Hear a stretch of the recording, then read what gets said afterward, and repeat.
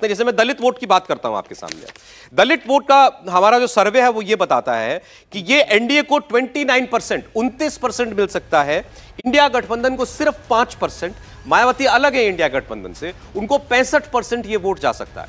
तो ये मैं आपको बता रहा हूं जाटव वोट, जाटव वोट दलित में भी स्पेसिफिकली मायावती का जो जाटव वोटर है उसकी बात मैं आपके सामने कर रहा हूं। जैसे यादव वोट था खास अखिलेश यादव के लिए, वो उनको 69% मिलता था, जाटव वोट मायावती को मिलता है 65%, यानी ये 4% और टूटता है नरेंद्र मोदी के नाम पर। यहां पर फेविकॉल उससे भी कम है, यादव वोट से भी कम है। तो थोड़ा सा और अगर स्पेसिफाई करें तो उत्तर प्रदेश में यादव और जाटव ये करीब करीब 9% होते हैं, तो 18% हो जाते हैं। तो इनकी संख्या जब परसेंटेज में 30% 40% बढ़ती है तो दूसरी जातियों की बनिस्बत बहुत ज्यादा हो जाती है। अच्छा, किसी एक जाति का प्रभाव उसकी अपनी जो भी उसका अनुपात है संख्या में, उससे ज्यादा कैसे हो जाता है, अब ये भी समझने वाली बात है।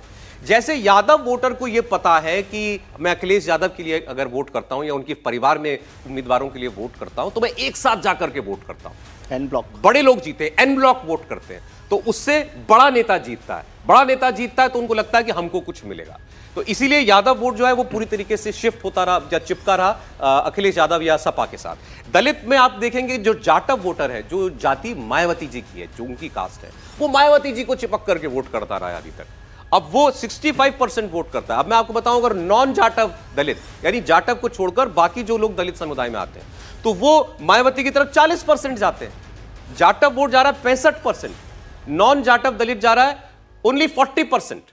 तो इससे आपको पता चल रहा है कि अपील उतनी और कम हो जाती है। और नॉन जाटव पर तो भारतीय जनता पार्टी ने 2012-13 में जब अमित शाह जी उत्तर प्रदेश के प्रभारी बने महासचिव के तौर पे, तो उन्होंने उस पर बहुत बड़ा काम किया है और उसी समय से नॉन जाटव वोट वहाँ पर आया। और जो जाटव वोट है उसमें दो चीज़ें मैं मानता हूँ, एक तो मायावती जी जिस तरह से इनएक्टिव हुई हैं ऑफिशियली पॉलिटिकल तरीके से, उसका भी एक बड़ा असर पड़ा है। और दूसरी बात, नॉन जाटव के बाद जाटव वोट भी इसीलिए आगे बढ़ा। वही वाली बात है जो दुर्भावना वाली बात आप कर रहे थे कि उस तरह का असर, एक सेफ्टी, देखिए जो जाति वोट है वो किस लिए जाता है, एक तो पहचान के लिए जिसका आपने जिक्र किया, दूसरा सेफ्टी एंड सिक्योरिटी के लिए जाता है कि भाई हमारा नेता रहेगा तो हमारी जाति का जो सेफ्टी है, सिक्योरिटी है वो बनी रहेगी, हमारे अफसर बने रहेंगे, उनका ट्रांसफर नहीं होगा, कोई अत्याचार नहीं होगा, पुलिस थाने में। हाँ, वो बर्ताव इस सरकार में, जो योगी सरकार वहां रही, उसमें उस तरह से नहीं दिखाई। तो पहले ही कोई ऐसा खास भेदभाव नहीं हो रहा, खास भेदभाव नहीं हो रहा, तो इसलिए उस वोट को शिफ्ट होने में उतनी दिक्कत नहीं होती है। वही कारण है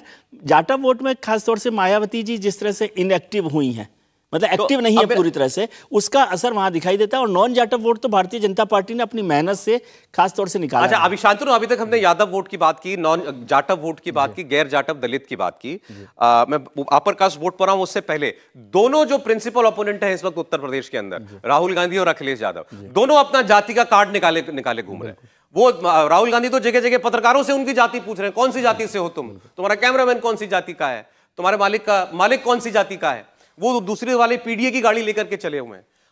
उस रोशनी से अगर देखें कि जाति की आइडेंटिफिकेशन को अंडरलाइन करने वाले दो नेता ऑलरेडी हैं, वो जाति तब भी हमको क्यों दिख रहा है शिफ्ट हो रही है। देखिए, मैं उसी बात को फिर से दूसरे तरीके से दोहराऊंगा कि वोटर वोट करता क्यों है।